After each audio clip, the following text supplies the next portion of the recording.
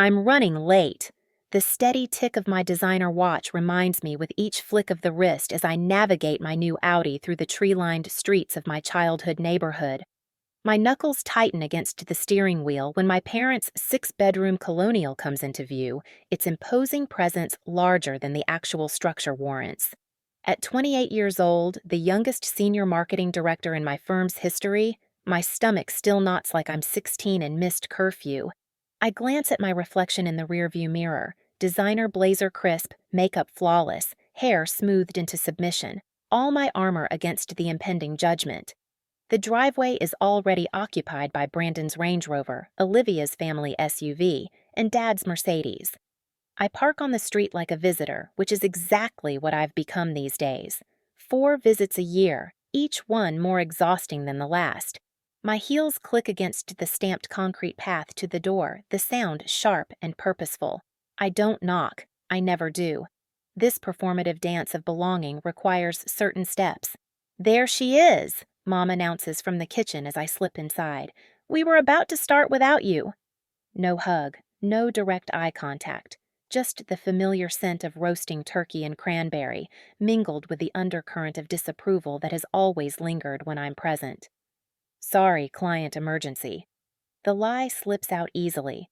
Better than admitting I sat in my car for 15 minutes practicing deep breathing exercises. Always working.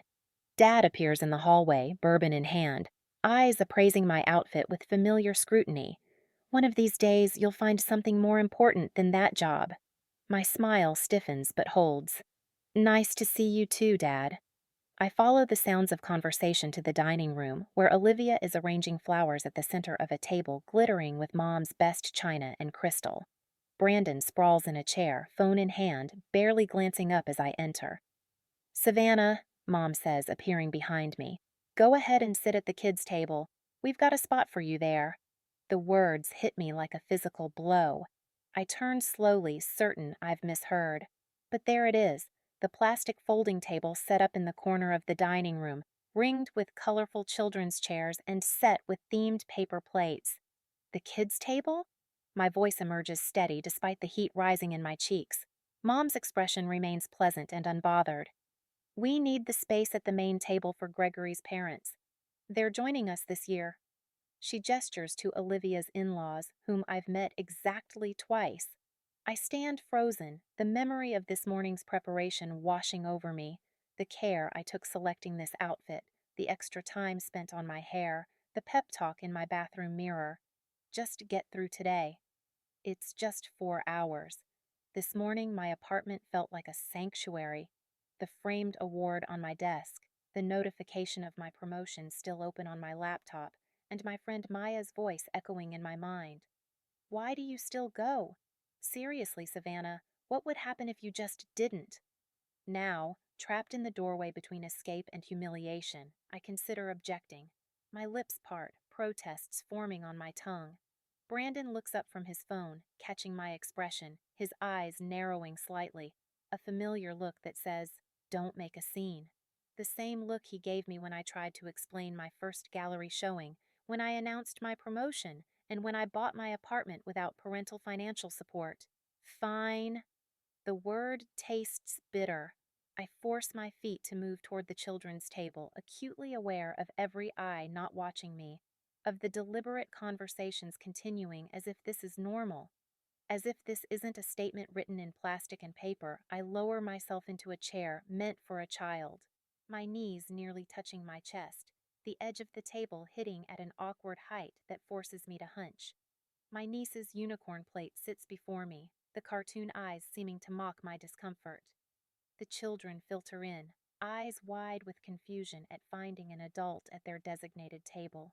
My 7-year-old nephew Ben tilts his head. Aunt Savannah, why are you sitting with us? I swallow hard. Just mixing things up. At the main table, conversation flows without interruption. Mom leans toward Olivia. How's the baby sleeping these days? Brandon, Dad's voice carries, tell Gregory about that promotion. Glasses clink as my father raises his in a toast. To family success, he says, his gaze touching everyone but me. The adults murmur in agreement, a chorus I'm not part of. I watch them from my exile, the realization settling cold and heavy in my stomach. This table, distant and ridiculous, a child-sized plastic throne, is the perfect symbol for my entire life in this family.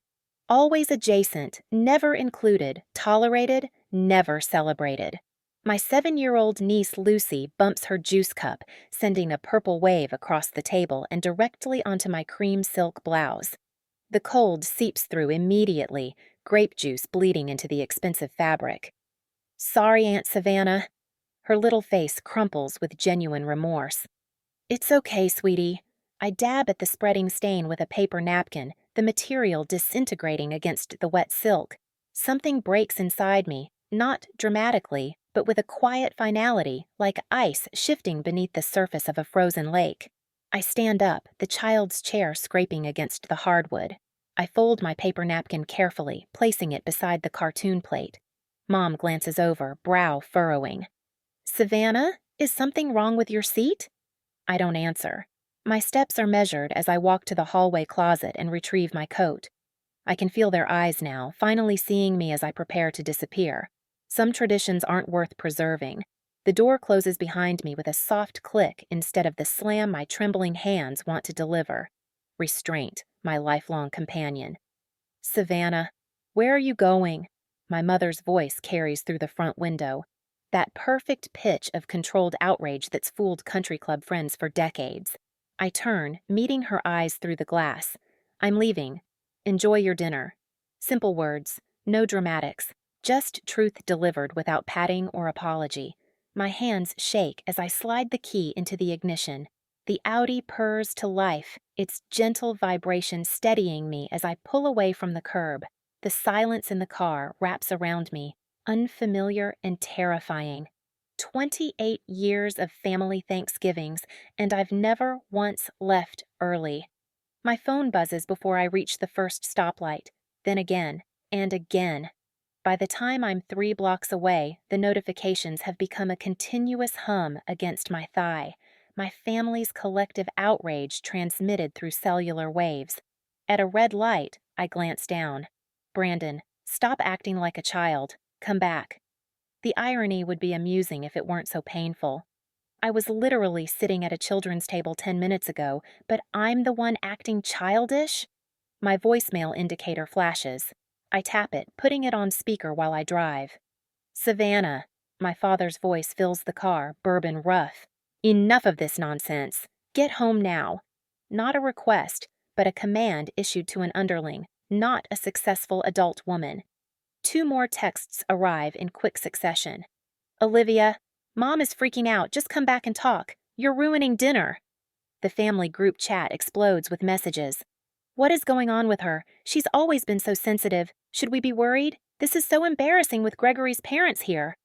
My exit wasn't about creating a scene, but their responses reveal how thoroughly they misunderstand me. I don't want drama. I just wanted a place at the table. A real place. I drive without a destination until neon lights catch my eye. A YA 24-hour diner glowing against the darkening November sky. The parking lot is half full, with other holiday refugees seeking sanctuary from family obligations. The warmth hits me as I step inside, not just the physical heat, but something more essential. The waitress looks up from wiping a counter, her eyes taking in my designer clothes and the mascara smudge I can feel beneath my right eye. Honey, you look like you could use some coffee. She doesn't ask what's wrong or why I'm alone on Thanksgiving, just slides a mug in front of me as I settle into a booth. And maybe a slice of pie? She adds, her smile genuine in a way my mother's never is. That would be perfect. My voice cracks on the words. While waiting, I scroll through my phone's photo gallery. Each swipe reveals another family gathering where the pattern becomes clear once I allow myself to see it. Christmas 3 years ago. Everyone clustered around the tree while I stand slightly apart, half-cropped from the frame. My college graduation, my parents flanking my siblings in the foreground while I hold my honors diploma just out of focus. I screenshot a text from my mother from last year. How's that little job going? Still enjoying playing businesswoman? Senior marketing director? The youngest in company history. But in her eyes, I'm just playing pretend. I find the email from my father, sent to Brandon and Olivia, but accidentally copying me. Investment opportunity too complex to include Savannah. You know she wouldn't understand it anyway. My calendar reveals the pattern 2 to 8 consecutive family events where I was seated at a side table at the end of the row, or literally in another room. The pie arrives, golden crust and tart cherries, as I compose my message to the family group chat. I select the Christmas photo, the one where I'm half cropped out, and type a caption. The perfect family, always making sure the youngest one knows her place. I continue typing. My fingers steady now. This isn't just about the table. I've been treated like an afterthought my entire life. When you all actually see me as an equal, let me know. My thumb hovers over the send button. This single action will fracture 28 years of acquiescence. Once sent, there's no pretending anymore. No more good daughter who swallows indignities with a smile. I press send, then power off my phone completely. The pie tastes better than any Thanksgiving meal I can remember. I savor each bite, leaving a generous tip before walking back to my car. My spine feels straighter, my shoulders lowered from their perpetual defensive hunch. Savannah? Savannah Reeves? I turn to find Mark Connolly, my lab partner from AP Chemistry, now a pediatrician according to the occasional social media glimpse. Mark, hi. He studies my face with professional assessment. You look different, lighter somehow. I smile, surprised to find it genuine. I've finally put down something heavy I've been carrying for years. He nods like he understands, though he couldn't possibly know what transpired today. But maybe he recognizes the universal look of someone who's finally chosen themselves after years of self-abandonment. As I drive toward my home, not theirs, I wonder what happens next. Will I withstand the guilt storm that's surely brewing? Will I cave when my mother cries or my father threatens? Or will this be the first day of a new chapter where I finally stand my ground? The night sky opens above me, vast and full of possibilities I never allowed myself to see while squeezing into spaces too small to contain me. I drop my keys into the ceramic bowl by the door, a piece I bought from a local artist to celebrate my first promotion. The sound echoes through my apartment, bouncing off the exposed brick walls that I fell in love with 3 years ago when I signed the lease without a co-signer. Without my parents' approval, my designer blazer slides from my shoulders, heavy with the weight of today's confrontation. I hang it carefully in the closet, muscle memory preserving the expensive fabric, even as my mind races with the gravity of what I've done. I've never walked out before, not once in 28 years. My apartment glows with the warm light of success they refuse to acknowledge. The framed marketing award on my office wall, the signed prints from campaigns that doubled client revenue, the sleek furniture I selected and purchased myself. No hand-me-downs, no parental subsidies. I kick off my heels and pad across the hardwood to the living room wall where family photos hang in an artful arrangement. Mom insisted I display them during her only visit.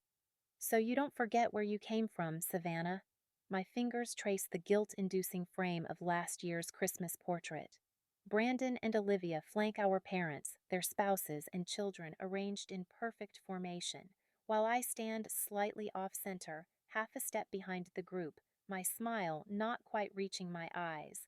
I lift the frame and remove it from its hook. One by one, I take down each family photo, creating a stack on my coffee table. Not destroyed, just removed from my daily sightline. The wall looks strangely empty, but I feel fuller somehow. My phone sits dark and silent on the counter where I abandoned it hours ago. The notification light blinks, accusingly red. I leave it there and open a bottle of wine instead. Tonight, I sleep uninterrupted by family-induced anxiety for the first time in memory. Number 3 a.m. spiral of imagined criticisms. No mental rehearsal of responses to potential jabs, just darkness and peace and the distant sound of city traffic below my window. Morning light streams through my eastern windows, painting golden patterns across my bedspread. I stretch, muscles relaxed in a way that feels foreign after years of tension. For a moment, I forget yesterday's upheaval and simply exist in the warmth. Then reality returns, and with it, a strange sensation in my chest. Not the familiar tightness of dread, but something lighter, something that feels dangerously like freedom. I shower, dress in soft lounge clothes, and make coffee before approaching my phone. The blinking light has become frantic texts, calls, and voicemails accumulating throughout the night. I take a deep breath and press the power button. The notifications flood my screen in a digital avalanche of family reactions. Dad, 6:42 p.m. Where did you go? Call your mother immediately. Dad, 7:15 p.m. Your mother is devastated. Fix this now. Mom, 6:38 p.m. Savannah, please come back. We're worried about you. Mom, 8:24 p.m. I don't understand why you're making this into such a big deal. It was just a table arrangement. Brandon, 7:03 p.m. Way to ruin dinner. Mom's upset and Dad's furious. Nice work. Brandon, 10:17 p.m. If you thought this would make us respect you more, you're wrong. You're acting like a child. Olivia, 6:55 p.m. Where are you? Mom's freaking out. Olivia, 8:42 p.m. Do you realize how selfish you're being?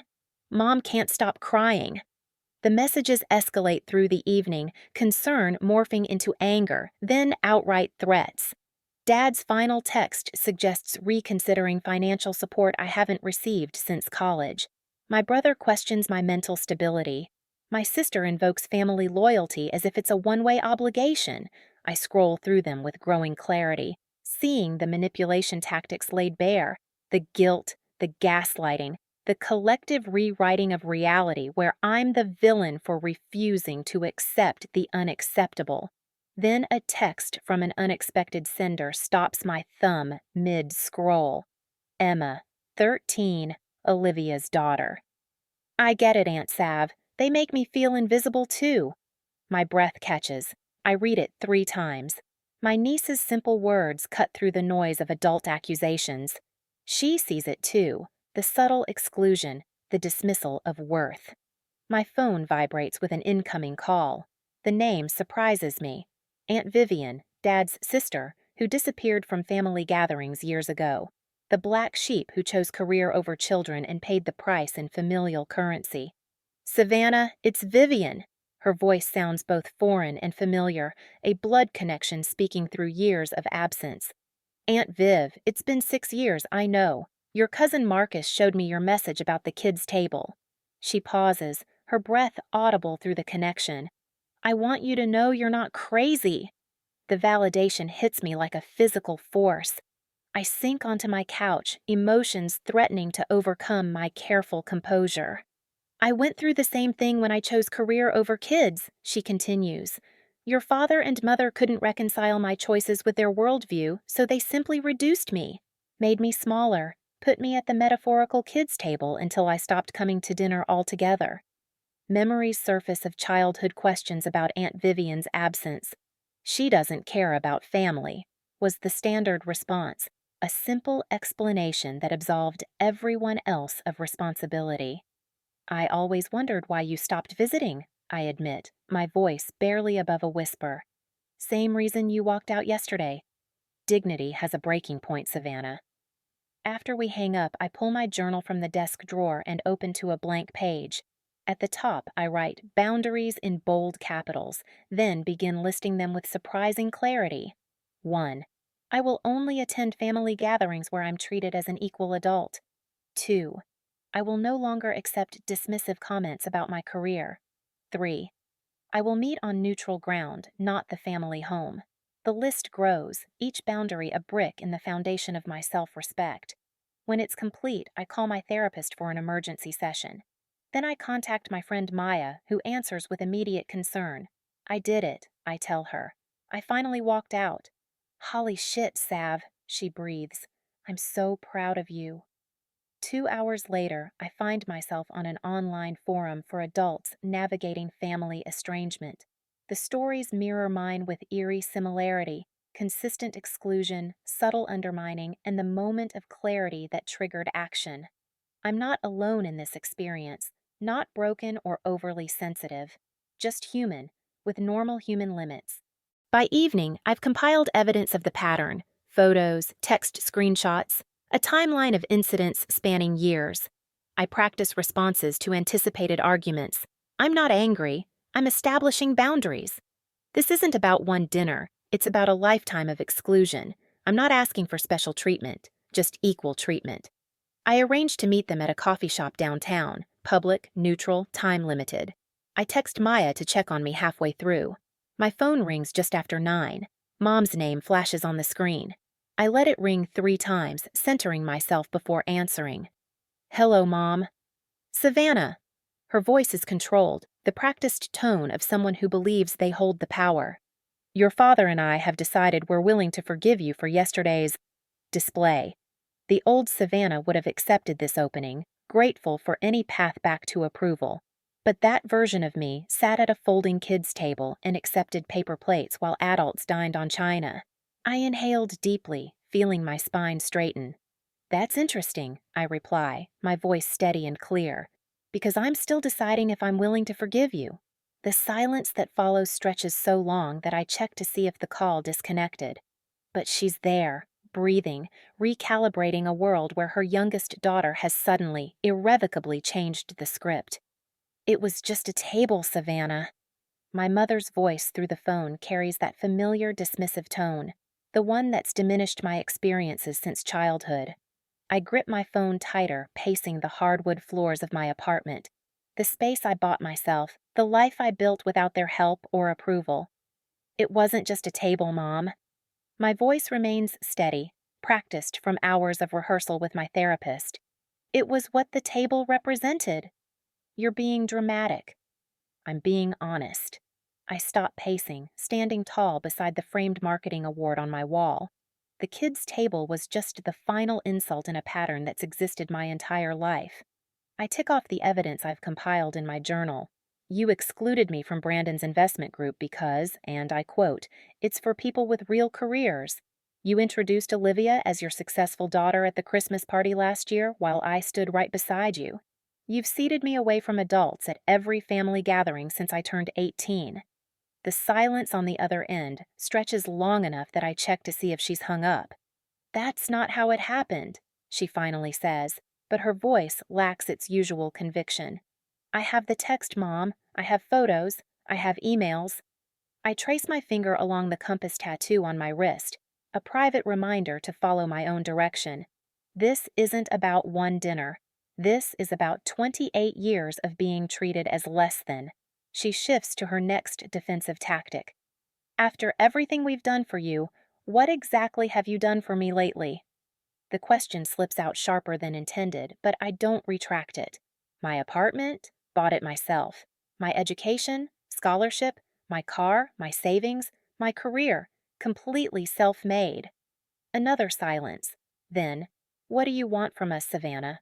The question catches me off guard, not because it's unexpected, but because it's the first time she's ever asked what I want. I want to be treated with the same respect you give Brandon and Olivia. My voice softens but remains firm. I want my achievements acknowledged. I want a seat at the actual table, literally and figuratively. I hear her inhale sharply, and in that breath, I sense the first crack in her armor. She knows her usual tactics aren't working. My phone buzzes with a group text from Brandon that evening. Emergency family meeting tomorrow night. We need to discuss the Savannah situation. 7 p.m. Mom and Dad. Savannah not invited. I smile despite myself. The family is scrambling. An hour later, my 13-year-old niece sends a screenshot of their living room. My parents, Brandon and Olivia, huddled in intense conversation. Her message reads, "They're freaking out, Aunt Sav. Dad keeps saying you're ruining the family." Grandma cried. "It's better than Netflix." The next morning, one of my father's golf buddies mentions the situation during a client meeting. "Robert says things are tense with your family right now," he says awkwardly. "Hope it all works out." When I check Facebook, my mother has posted a vague plea for prayers during this difficult family time. The comments flood with sympathetic responses, friends asking what happened, offering support without knowing the situation. They're losing control of the narrative, and it terrifies them. I spend 3 hours crafting my email. Each word precisely chosen, each example meticulously documented. I attach family photos spanning years, images that clearly show the pattern of my exclusion. When finished, I address it to my entire extended family, not just my parents and siblings.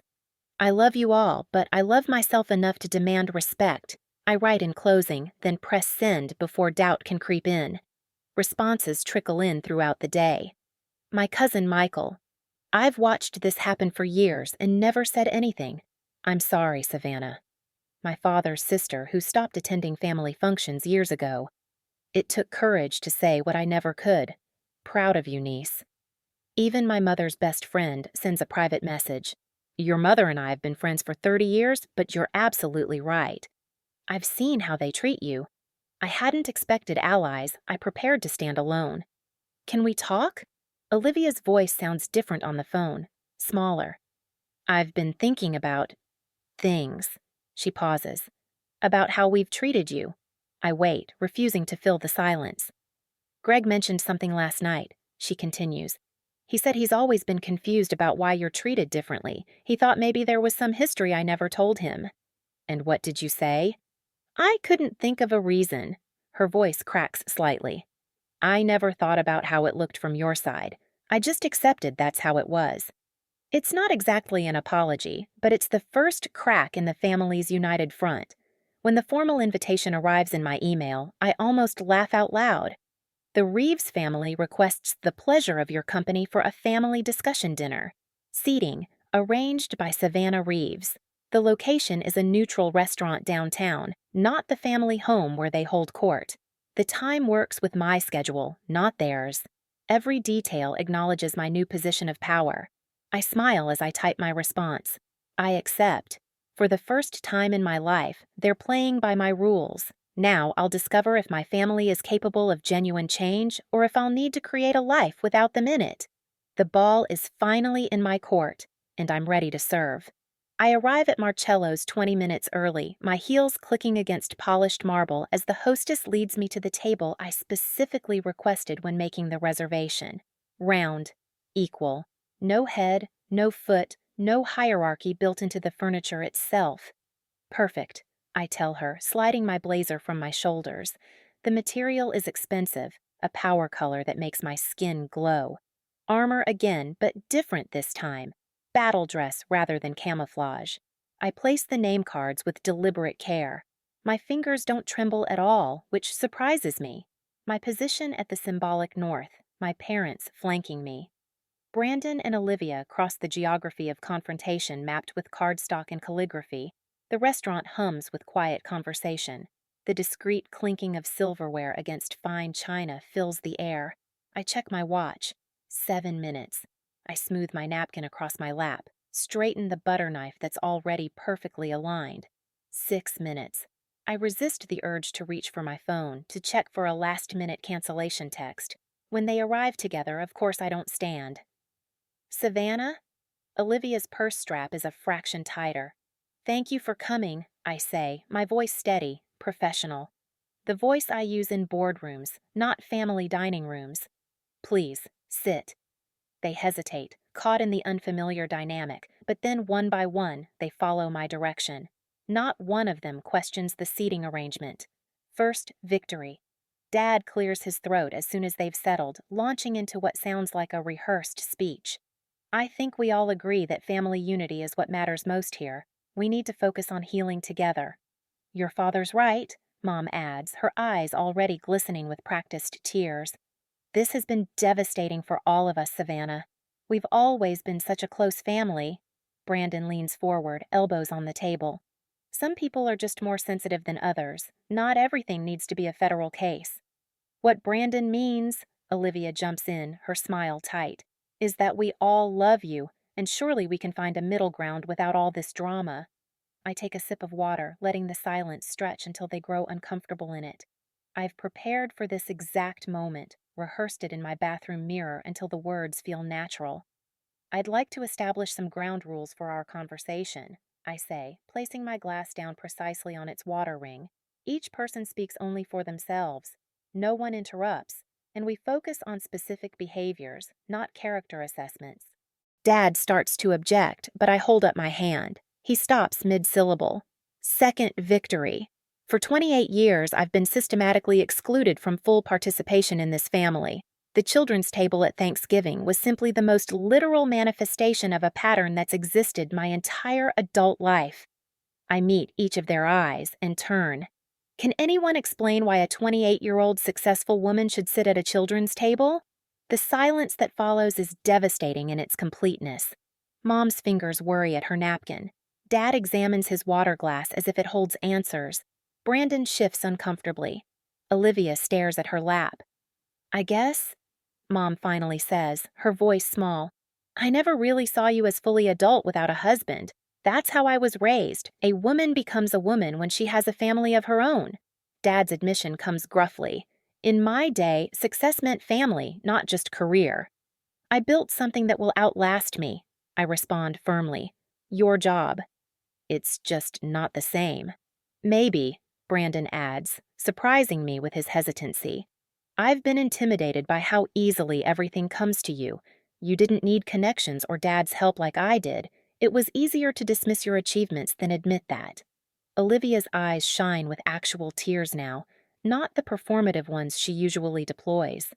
I knew it wasn't fair, how we treated you, but changing it meant acknowledging my part in it. She reaches across the table, stops short of touching my hand. I'm sorry, Savannah, truly. I absorb their words, feeling something shift inside me. Not forgiveness exactly, but recognition.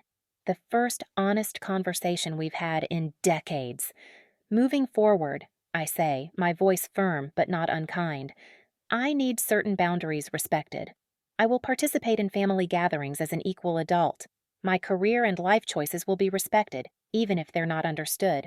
I expect acknowledgement of my achievements the same way Brandon's and Olivia's are celebrated. I fold my hands on the table. I want a relationship with all of you, but it has to be mutual respect or nothing at all. I won't hesitate to walk away again if old patterns reemerge. They exchange glances, having a silent conversation I've been excluded from countless times before. Finally, Dad nods. You've certainly grown up, Savannah, he says, the closest thing to approval I've ever heard from him. I meet his gaze steadily. I've been grown. You're just finally seeing it. The check arrives, placed exactly between Dad and me. I reach for it before he can, sliding my credit card inside the leather folder without checking the amount. The symbolism isn't lost on any of us. When the waiter walks away, Mom touches my wrist hesitantly. Do you think it's really possible to change how we've always been? The question hangs in the air between us, honest in a way I never expected. I don't have a simple answer, and for once, I don't try to manufacture one. Is it ever really possible to change decades-old family dynamics? Or am I setting myself up for disappointment? My kitchen bustles with movement and conversation, a symphony of life that fills my apartment. The scent of roasting turkey mingles with cranberry and fresh herbs, familiar yet somehow new. I check my designer watch, no longer counting the minutes until escape, but noting that everything is right on schedule. Aunt Savannah, is this enough sage for the stuffing?